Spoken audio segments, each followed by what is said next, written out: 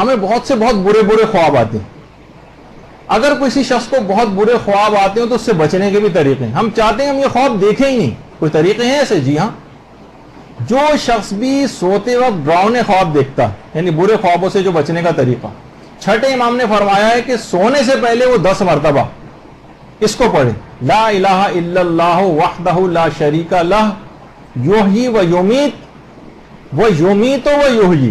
اچھا, اس کے اندر وہ یمیت و یحیی شامل ہونے سے رہ گیا, سلائیڈ میں آپ اضافہ کر لیجئے گا. وہو حی لا یموت, یعنی اس دعا کو پڑھیں, اور اس دعا کو پڑھنے کے بعد ایک تسبیح ہے حضرت زہرا پڑھیں. درود بھیجیے محمد علیہ وسلم.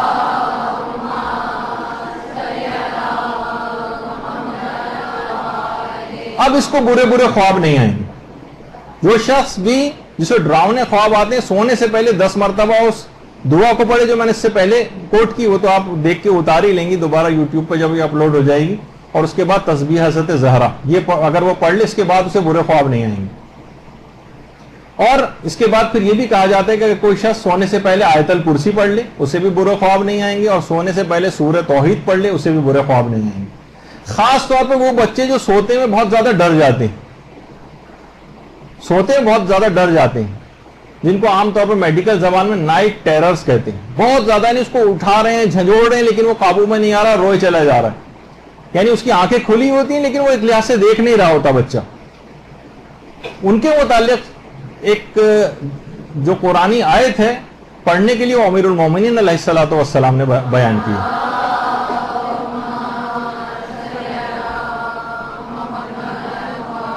جو سورہ کہف کی آیت ہے, سورہ کہف, فَضَرَبْنَا عَلَىٰ آذَانِهِمْ فِي الْكَهْفِ سِنِينَ عَدَدًا, یعنی ہم نے غار میں ان کے کانوں پر چند سالوں کے لیے کچھ پردے ڈال دی.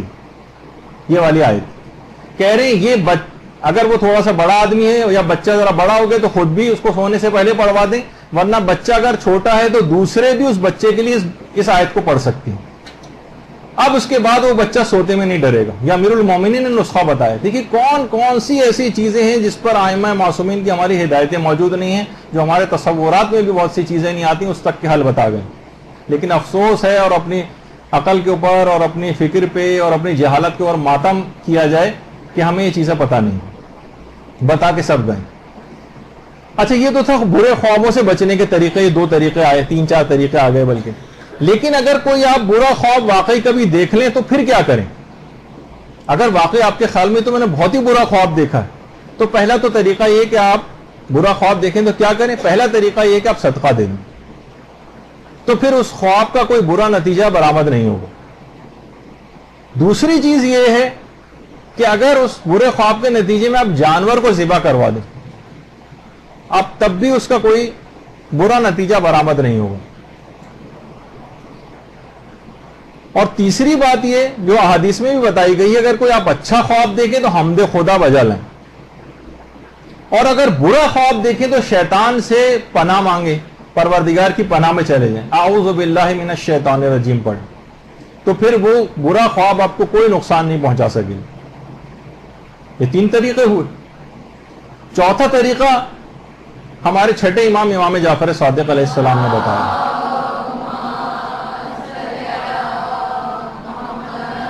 کہ اگر کوئی شخص خواب پریشان دیکھے تو وہ اپنی جیسی اس کی آنکھ کھلے وہ برا خواب اس نے دیکھا, اب یہ اپنی کروٹ بدل لے, اور کروٹ بدلنے کے بعد قرآن کی ایک آیت پڑھے جو سورہ مجادلہ کی آیت نمبر 10 ہے, انما النجوى من الشیطان لیحزن الذین آمنوا ولیس بضارہم شیئا, اور پھر یہ پوری آیت پڑھی. بس یہ ایک آیت, یہ تو اپنے چاہیے کہ اپنے ڈریسنگ, اپنے جو سائڈ ٹیبل ہے اپنے بستر کے کنارے پر, یا آپ یہ لکھ کے کہیں رکھ بھی لیں, اور کبھی کبھی ایسا کوئی موقع پیش آ جائے تو فوراً کروٹ بدلیں اور اس آیت کو نکال کر پڑھ لیں, پھر اس کا کوئی برا نتیجہ برآمد نہیں ہوگا.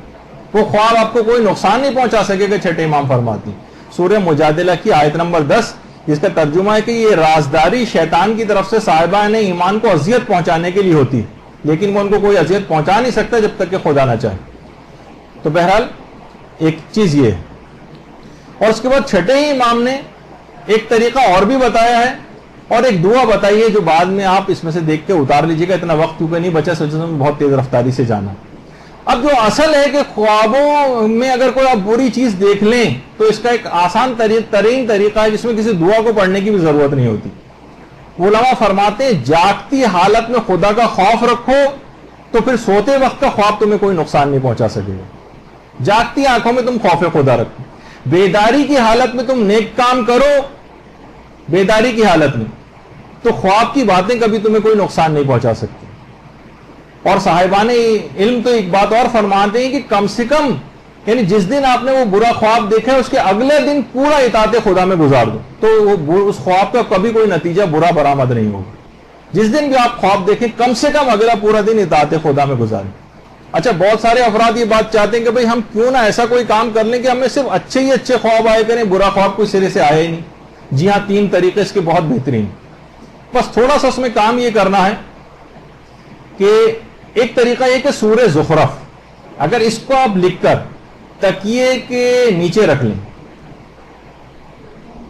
تکیے کے نیچے, تو کبھی کوئی برا خواب آپ دیکھیں گے نہیں سوائے خیر کے خوابوں کے. کبھی کوئی برا خواب آپ کو نظر نہیں آئے گا, صرف اور صرف خیر کے خواب نظر آئیں گے. اس کو لکھیں اور تکیے کے نیچے رکھ لیں. دوسری جو سورہ ہے وہ تفسیر برہان میں علامہ بحرینی نے نقل کی. وہ فرماتے ہیں کہ اگر حامیم دخان کو لکھ کر تکیے کے نیچے رکھا جائے تو پھر کسی کو کبھی کوئی برا خواب نہیں آ سکتا. سورہ حامیم دخان.